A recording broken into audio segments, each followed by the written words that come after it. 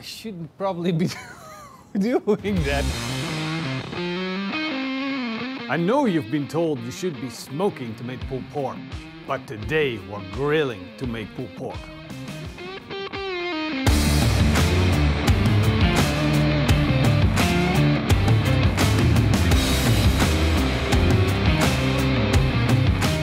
People say you should be smoking your pork meat to make pulled pork. You should have it indirect. You should have a low and slow temperature and then smoke it over a long period of time. But today I'm going to give you a try and tested technique to grill your pulled pork and make it even better. And for our pulled pork we got this beautiful Belgian cut piece of heritage pork.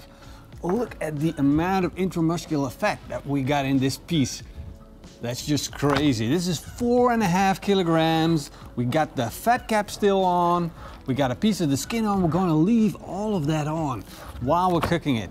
The only thing that we're going to do to it is take off the bones. A little bit of ribs here, but I got a little bit of pieces that are just, well, these smaller pieces. These little pieces are still in there from the bandsaw.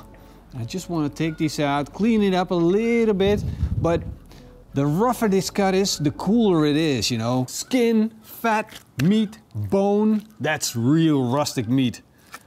Let's start by making a rub. 1 part paprika powder, 1 part onion powder, 1 part curry powder, and 1 part salt. Mix that all up, then coat the piece of meat heavy with yellow mustard. The yellow mustard is going to help you build up a lot of flavor on your pulled pork.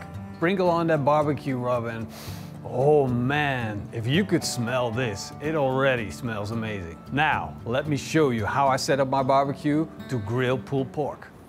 The first thing that I did for setting up the kamado Big Joe for grilling pulled pork is take out the grill grates, and then I discovered I had a lot of charcoal left from the last cook. And no matter, because that charcoal is still fine to cook with. So I took a poke like this and I start scraping out all of the edges, let them drop through the grates so we have clean charcoal left. And I fire that up with 1 fire starter so we have a small fire to start with. And actually there's just this little bit of embers right now at the bottom, and it's slowly bringing the grill up to temperature. The key with grilling pulled pork is to go slow. To smoke with, I have a bag of apple tree. Now, normally I would use one of these, like a big chunk of beech, but you gotta have a lot of fire for that. And this is a lot of fuel to add when you're grilling. So not today. Today I'm gonna be using chunks of apple. This is a lot less fuel. Just a few little chunks will do the trick of adding just a little bit of extra smoke flavor while grilling your beautiful piece of pork meat. When we've got a couple of those chunks in, we can put in the grill grates like that. I set the grill grates in the top positions, and by doing that, I created a lot of distance between the fire and the meat. If you want, you can also add a grill grate extender. Even more distance between the fire and the meat. Now we're gonna put on a beautiful heritage pork. Look at that. Of course, I'm gonna stick in one of my meter thermometers. There we go. Close the lid. Now we're going to let it cook slowly with the top vent slightly open. And we're going to be using our by now famous way to make a spray to create the perfect bark on your barbecue meat. I'm going to put in a filter in the coffee machine, put in a couple of tablespoons of our barbecue rub, the same amount of sugar goes in, and then load it up with some water. And now all we need to do is let the coffee machine do our work for us. When it's completely dripped through, we're going to put this in a spray bottle. And now we are ready for a long, low and slow grilling session.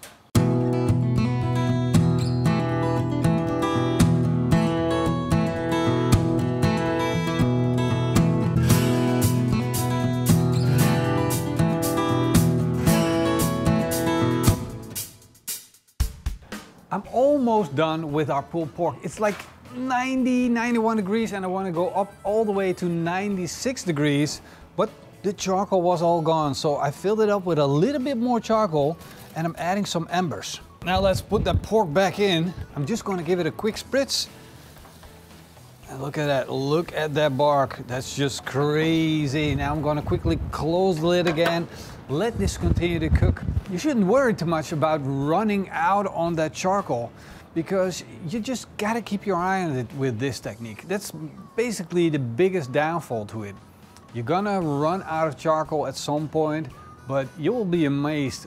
I think we're now at 5 or 6 hours that we run on that little bit of charcoal. The Kamado Joe holds its temperature so well with that.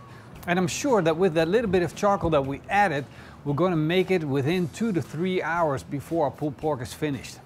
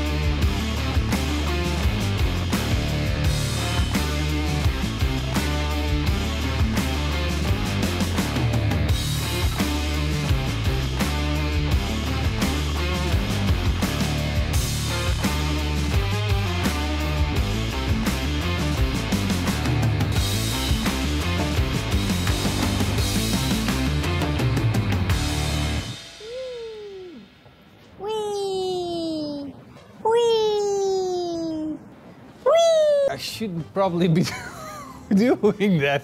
That's not smart before eating something. Okay, Marston, can you please stand still? It's not, that's such a bad idea. The pulled pork turned out amazing. It's like, we got a beautiful pulled pork. But that's like, I don't know. It's kind of like to be expected. When you make pulled pork and you've been making pulled pork for so many years as I have been, I expect it to be juicy and I expect it to be at least half a decent pulled pork.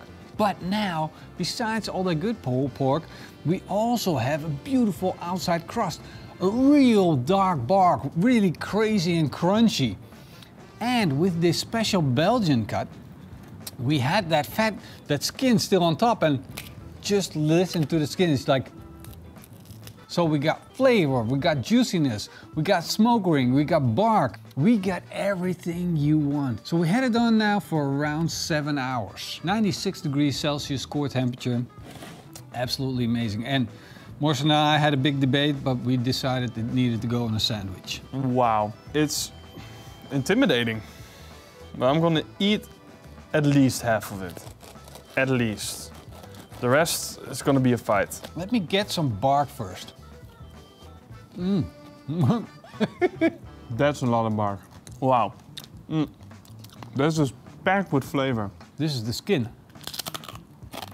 But how crispy this has become, like crazy. Wow. This might be a little bit unhealthy, but I don't care. Remember the days that you could go to a festival and order a pulled pork sandwich? Somehow, it was never a right pulled pork sandwich.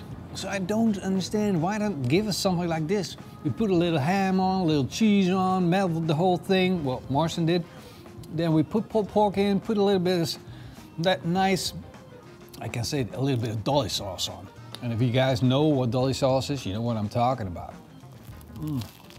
I mean, you basically did a low and slow on like just a tiny bit of charcoal. That's true skill. That's true skill. I hope with making this video, I got you guys kind of excited about trying to do things in a different way. Think outside the textbook of how to make pulled pork. You can make it the way you want to make it, by any means necessary. That's how we barbecue. Oh, that could be a t-shirt, Morrison. By any means necessary. So we put it in front, by any means necessary, and then that's how we barbecue. You got it. Yeah, you're gonna make that t-shirt? Yeah. Definitely. Don't wait for the t-shirt. Definitely don't wait for the t-shirt. Hope you guys enjoyed the video, and if you did, then leave us a big thumbs up. And comment down below. Big thank you to our patrons and the YouTube members. See you guys next time. Until then. Eet smakelijk. No, you gotta go. Eet smakelijk. Eet smakelijk. No. Eet smakelijk. Nee, scream it. Eet smakelijk. I want the neighbors to hear it. Eet smakelijk. That's right. Cheers, guys.